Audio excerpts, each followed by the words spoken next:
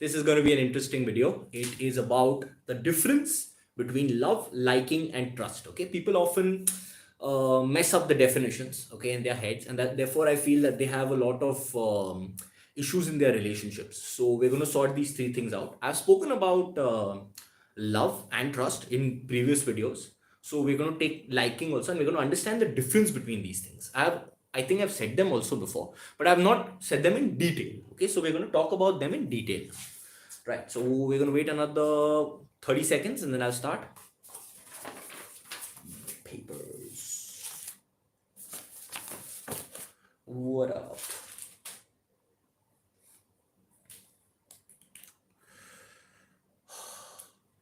Okay. I've also started a Patreon page, which is Patreon/NihilAnand, patreon.com/NihilAnand. I've started getting donors also. I'd like to thank Crystalline Designs and Rakesh for donating.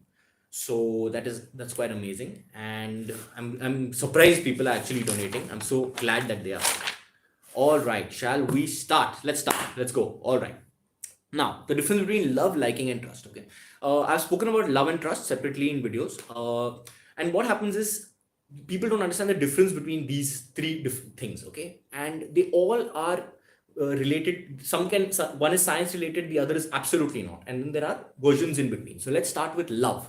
What is love? Okay, love is basically it's a neurochemical, right, that makes you want somebody, right? But there are two types of love. One is unconditional love, and the other is conditional love. Okay, so what is unconditional love? Unconditional love is if I unconditionally love someone, right, just their very existence is going to make me happy, right? Just the fact that they exist, and if I see them, nothing like it, and if they're around me, nothing like it. And it doesn't have to be for the opposite sex, or someone you're in a relationship with. It could be with anybody, right? So it is absolutely scienceless. It does not have any logic. It could have, like, past actions. Someone has done so much for you that you have unconditional love for them. Or it could be absolutely illogical. It could be completely based on emotions. Like, you could have unconditional love for somebody you met 15 seconds ago. It does not really matter. So unconditional love is something where no matter what the person does, okay, like if they stab you at night, in the middle of the night, you just look up and say why, because you love them so much that it does not matter. Okay, that is the level of unconditional love I'm talking about. The second type of love is conditional love, okay, where you are depending on certain factors to feel the love for them, to care for them, to want to do things for them, etc. And there is a continuous exchange. Now, you can have both these types of love with somebody, right? There's one is the unconditional love, and then the other is the conditional love, where you say, boss, if I'm in a relationship with you, or you're my friend, or whatever, right, I have a conditional love for you. Why is that? Because it depends on a lot of factors that we continue this relationship. If you become unreasonable at some point of time, if you lose if you lose what we started this relationship for, then I will leave you. But that does not mean I will stop unconditionally loving you. Okay, I will still love you, but I cannot continue this relationship. So that is where we go for unconditional love. Number three, liking. Okay, liking is it's always conditional. It should always be conditional. Okay, liking, simply put, is essentially your ability to live with the person. Okay, your habits, thought process, okay, the way they think, the way they pick up after themselves, the way they clean up after themselves, etc. All these things can lead to a liking. Okay, so liking can lead to conditional love. Okay, and conditional love can also lead to unconditional love, but that's a whole different topic. All right, so and then within liking there are different kinds of things. Like, for example, there are liking personality and liking the person. These are also two different things. So if a person is, say, uh, at work he's a different person, and at home is a different person, so you can say, I like the version of you at home, but not the person you become when you're working. Okay, so when I'm working, right, when I work on security, or when I'm teaching martial arts, I'm a monster. Most people don't like me. But when I'm sitting with them, chilling with them, so they tend to like me slightly more. And then there are percentages of liking. Okay, in my case, most of the people that I love unconditionally, I do not really like. Okay, because I don't think I will be able to live with them as happily as I could with most people, with the people that or my family or whatever, right? So that is how these things work. So you could unconditionally love someone, okay, and also conditionally love them, and maybe not have that much of liking for them. Within liking this percentage, that means if I 30% like this person, that means 30% of the time I'll be able to live with them, not beyond a certain amount. Okay, if I 70% like this person, I'll be able to live with them slightly more. Okay, liking is rarely absolute, okay, and it is almost always changing. It is always changing. So depending on the time, depending on the conditions, etc., etc., you may not like how this person reacted in such a situation. That's okay, but you like them in general in most situations. So you have to weigh these things out carefully. Now trust. Okay, trust has to be, it has to be conditional, okay, and history based, right? If trust is unconditional, you are stupid. You are going to be taken for a ride by anybody if trust is unconditional. Why is that? Because that is just human nature. People are not that evil, okay? They are mostly just stupid, and they are mostly listening to their human nature. So what do is that if you trust them unconditionally, then they will take on more responsibility for things that they cannot chew off. They'll bite more than they can chew, basically, right? So then they will take on things, and they'll start taking advantage of those things. They will go for shortcuts, etc., etc., okay, and that is bound to become something larger, like it's bound to become into an avalanche, right? So and then of course there is trust on various things. I've made a whole video on the science of trust. So what do you trust the person with? Do you trust the person with a secret? Do you trust the person with the money? Okay, do you trust the person to invest your money, or do you trust the person to give you back the money, the same amount, honestly? Okay, that is also a question. Do you trust the person to make you a cupboard? Like, you trust your carpenter to make your cupboard, for example, right? Or do you trust that the person won't break your heart? Okay, this is all science based, and it must be based on the past. Now, there are so many complications in this whole love and trust game, right? So I'll give you an example. With my mother, I unconditionally love her. Okay, I conditionally kind of love her. I don't like her most of the time, in the sense of she doesn't adhere to a lot of my principles, which is why I don't like her, which is all right. But I still love her, right? And I don't trust her on a lot of things, but I do trust her on some very specific things, right? I know I can give her money, and she'll give it to me back, the exact amount, but she may not be as smart as in investment, right? Similarly, with your friends, you have to realize what degree your love is, what degree your trust is, and what degree you like them. Okay, so you're perfectly clear in your mind. And now I'm going to go through the scientific this of it. Okay, so one, unconditional love is science free. It does not have any science behind it, right? You love them, you love them. There is no logic as such. Yeah? Liking is a little bit scientific. Like, you kind of love them, you kind of, you kind of like some of their habits. You are basing a little bit of trust on it, etc., etc. Number three, conditional love, okay, which can be based on liking. Like, you could like somebody, and then it grows slowly into conditional love. Okay, now that is based on liking, so that is also somewhat science. Like, conditional love, how can I live with this person? But I like these parts of the person. I'll bear this part of the person, etc. So basing it, and trust is pure science. Okay, the moment you mess these things up, the moment you think, oh, in unconditional love I'll add science, and in trust I'll just trust the person for no particular reason, you will screw up your relationships. You will screw up all kinds of relationships, including business relationships, including the relationship with your partner. All these things are 100% going to get screwed up. Okay, so you have to look at it scientifically. So I'll go again last time. Unconditional, liking, conditional, and trust. Okay, science increases among these, and trust is pure science, unconditional is zero science. All right, so try not to screw these things up. Be very clear about who you unconditionally love, who you conditionally love, who you like, and who you trust. All right, there are different kinds of things. So that's it. I guess that's the topic. Pretty short topic today. Let's see the questions. Oh, what do you think of rapists, abusers, etc.? Well, I mean, they come in none of these four levels of this. They are the worst, the scum of society.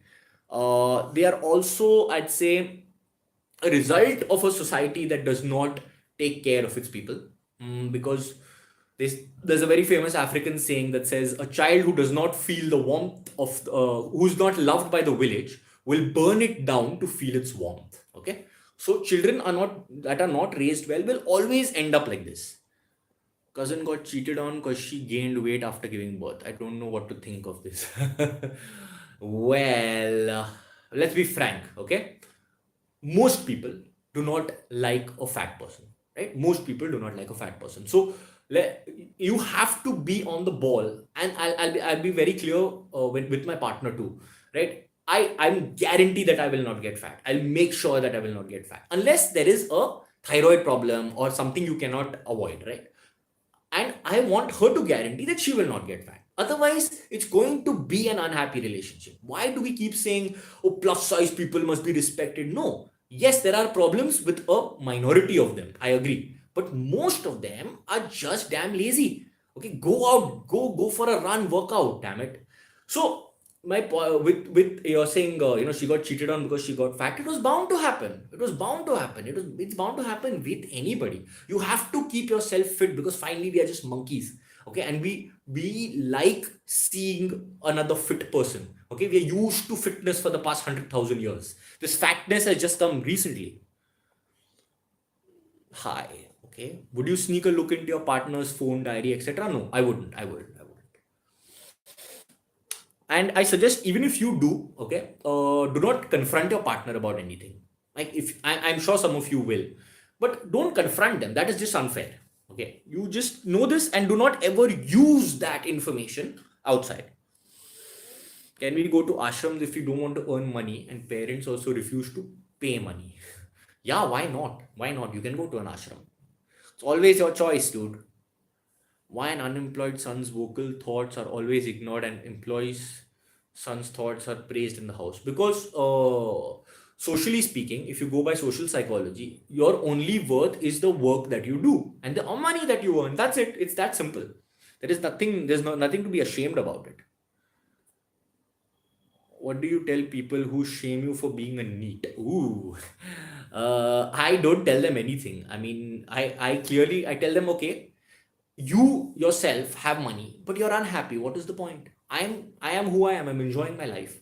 Okay. So no one can shame me because I'm not insecure about anything. Right. If you, it's like saying, I come up to you and I shame you for not having a dinosaur.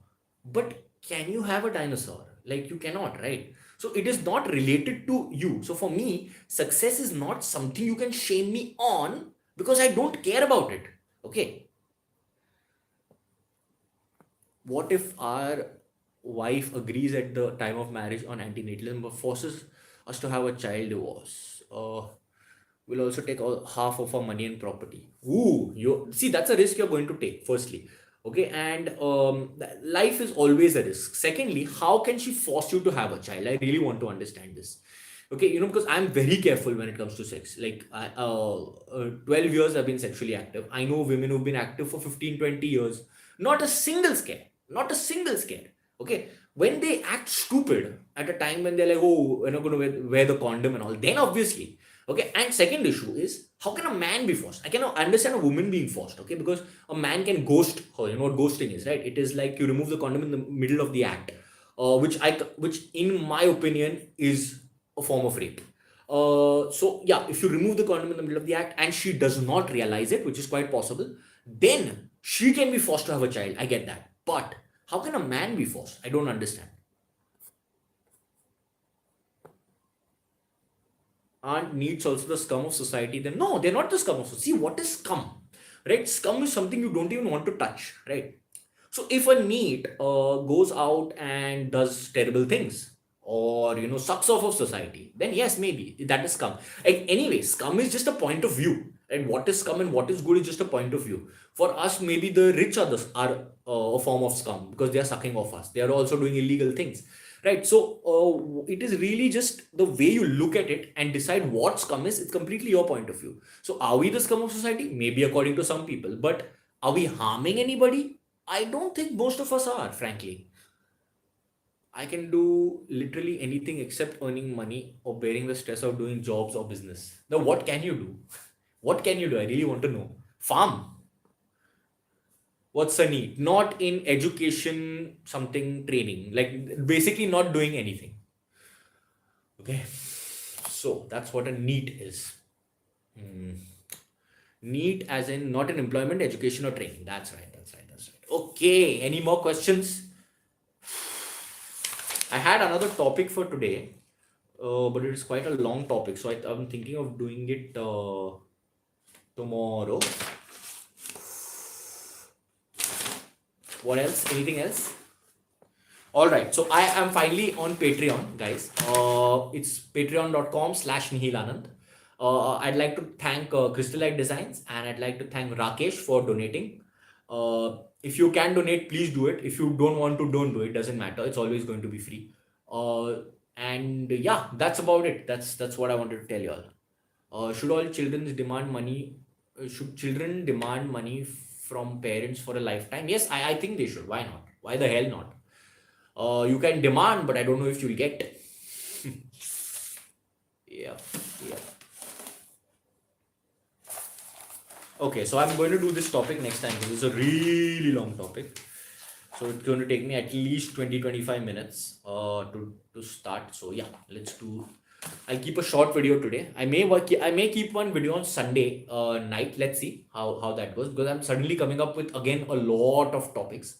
So yeah, that's that.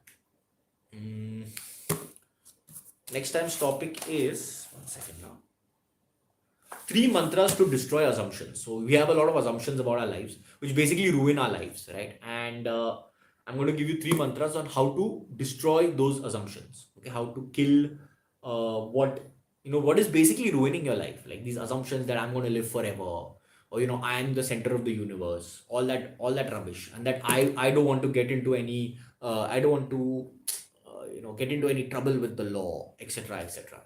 So yeah, let us see. If a majority of you say yes, I'll start with that topic also. I don't mind doing 2 topics today. Just quickly say yes. Just type yes if you all are pro it only.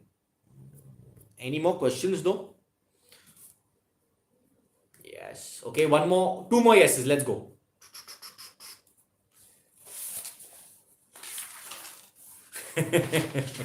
The same person is saying yes. Okay.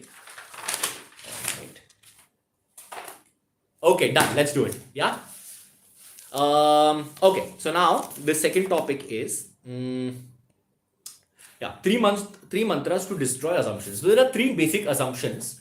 We're starting the topic, right? The 3 basic assumptions that destroy our lives. Okay. One is I'm going to live forever.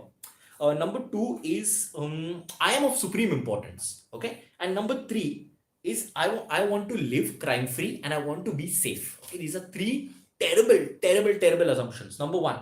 Now, let's start with I'm going to live forever, right? Although you know in general that you may die someday, you rarely realize it. And worse, you don't incorporate it into your daily life. Okay. So when death or injury happen to you, what happens is you assume you get shocked. Okay, you're like, wow, what is this? Or you forget death and injury. When failure shocks you, you're like, whoa, how did this happen to me? How could this, So all these things are shocking you, and it gets you off balance for a while. And the worst part is when you become normal, right? You latch on to hope.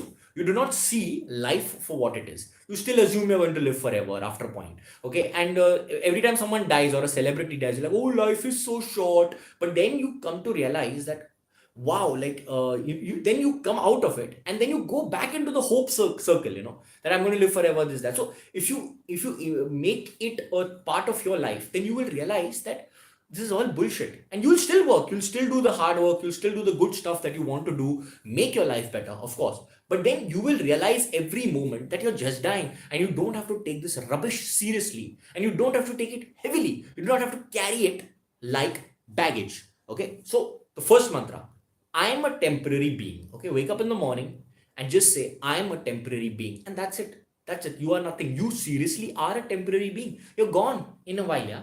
You're going straight to your grave, right? Number 2, I am of supreme importance. Now, even though occasionally you realize you are nothing but a cog in the wheel, right? Most of the time you're taking yourself too seriously. You're like, my problems, my issues, etc. Okay, but you don't realize they exist because you're looking at life from a worm's eye view, right? You don't look at it from far enough. You don't realize what a nothing you are, and therefore you have these issues. And what's worse is you're looking outside from an inside you don't understand, right? You do not know your inside, and yet you're looking outside and saying, these are my problems. First look inwards and say, okay, what is wrong with me that I have got this in my life? that these situations are there, that I'm being troubled. More importantly, situations can come and go. Why are you being troubled? That is the main question. Okay, and you should be able to look inside and outside. After a point, when you reach a certain this, you should be able to look from outside to in and inside to out completely within seconds. It should be, and then you will realize that all this is just rubbish. It does not really matter. Problems don't really exist. They're just systems that have gone wrong, and then you have to create new systems to continue that rubbish. So, second mantra: I am a nobody in a nothing world. Okay, which is a fact. The world is nothing. It's just a blue dot somewhere in the sky for most people, and you are essentially a nobody. No matter who you are, you may be the richest person in the world. There are 500 vultures waiting to take your wealth. Who are you? Nobody. Okay, so that is the second one. Now, third one. This I consider the scourge of existence, of a physical existence. Okay, I want to be crime free and have a safe life. This third assumption is the worst. Right? And they, how they have brainwashed you into thinking this. They consistently say, what does a common man want? A common man wants to go home to his wife and children and live a normal life. That is nonsense. That is nonsense. Okay, if a common man really wanted to do that, then why does he go out and get drunk? Huh? Why does he go out or go and beat his wife? Why does he obsessively watch sports? Okay, because inside you is an animal that you have not yet controlled. And that animal is being suppressed by these people, pushing upon you assumptions that you are not to go out, you want to live a normal life. Okay, and then they can do as many atrocities to you as they want. Why? Because you think you're supposed to live a normal life. God damn it, if a terrorist comes to your house and puts a gun to your head, you will not fight him because you think that if I kill him, I'll be prosecuted. That is how we have become. Okay, and the fact is we still have that animal. Get to that point. You have to get to that point where you are ready to defend, you're ready to do anything to defend what you believe in, yourself and your family. Because if we still thought like cavemen, there would not be a single dictatorship.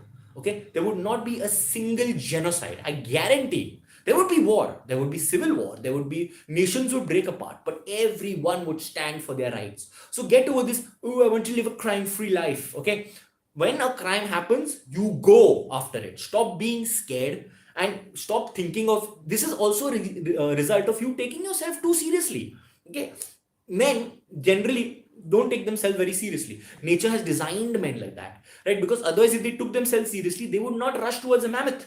And which stupid person rushes towards the mammoth? Someone who doesn't take themselves seriously. But now they have forced you to take yourself seriously through propaganda. So stop get over this nonsense, okay? And try and remember to defend yourself. So the third mantra: something can always be done, and I will do it. Okay. So 3 mantras. Number 1, I'm a temporary being. Okay. Second one, I'm a nobody in a nothing world, right? And because I am a nobody in a nothing world, because I'm a temporary being, something can always be done, and I will do it. These 3 mantras should be a part of your life and existence. Okay, why? Because there is that thing to fear. Just once you realize you're temporary, you're nobody in a nothing world, then you can do anything for anything. Now, if you're nothing, why will you fear anything? Nothing fears nothing. Okay, that's it. That's the second topic for today. Wow, 2 topics, fun. All right. I hope you all like the second one. Recently, I realized I'm not special and I am just a product of environment and genes. Yes, that's true. You are not special. You're just a product of environment and genes. But that is what frees you. The moment you realize you're not special. Why? Because every human being thinks he or she is special. Okay, and the moment you think you're special, you're not going to do stuff that endangers your life, that gives you that thrill, that puts a risk into your being. That what is the worst that can happen? You'll die. So you're going to die anyway. So forget the special nonsense. You are not special. It's a lie that you are special, and it's a lie that they tell you. It's a lie that they like to tell you. Why? Because then that's the only way you will want to preserve your life. You'll want to pay taxes. You'll want to remain crime free. Okay, etc. Nonsense. How do we curb anger against natalists? Why do you have anger against natalists? See, the moment you have anger, right? you will think, you think of yourself, you're taking yourself too seriously. Basically, don't take yourself too seriously. There is nothing to be taken seriously. What we have come to is a conclusion of common sense. Okay, I've yet to find a good argument, pro-natalist argument, where someone can prove that they're natalist and not selfish, and I actually believe in the good of the world. So what I think is that ours is the best common sense argument. If someone is not listening to us, what to do? There's not much they can do. Their children are going to suffer anyway. They are going to suffer anyway, right? India recently had its hottest month since in 128 years or something like that. And temperature records are being broken everywhere, including Syria, including Egypt, including Canada, including Antarctica. So we are going in for a boil, right? The earth is taking its anti-human vaccine. It's happening. So let them suffer. There is nothing to be angry about. There's nothing to be angry about. The best you can do is go to children and tell them that your parents have had you for their own selfish reasons. Okay? This propaganda will go forward. People will listen to it. They will have to listen to it. Already, we've had an amazing win where stop having kids featured in a news item, right? And they basically, I think it was a Christian channel, but a very big Christian channel, and they featured it saying that these are the worst, they are inhuman, etc., etc. This is a win because every new movement was called inhuman, including Jesus Christ, including anything, you know. So this is just the beginning, and we are winning. So don't worry. There's nothing to be angry against losers. All right. Shall we end this topic? I think we've had a good half an hour. If I'll take maybe two more questions, if at all, and then I will end it. Okay. Thank you so much for showing up. Oh.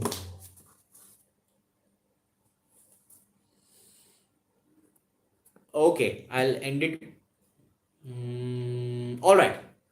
Thank you so much for showing up today. I'm going to do one on Sunday night, 9 o'clock, I guess. Please show up. All right. And thank you so much. And bye. And please, if possible, donate to Patreon. And if you all can't access Patreon, then Indians can ask me for my UPI. I will send you my UPI. All right. Thank you and bye.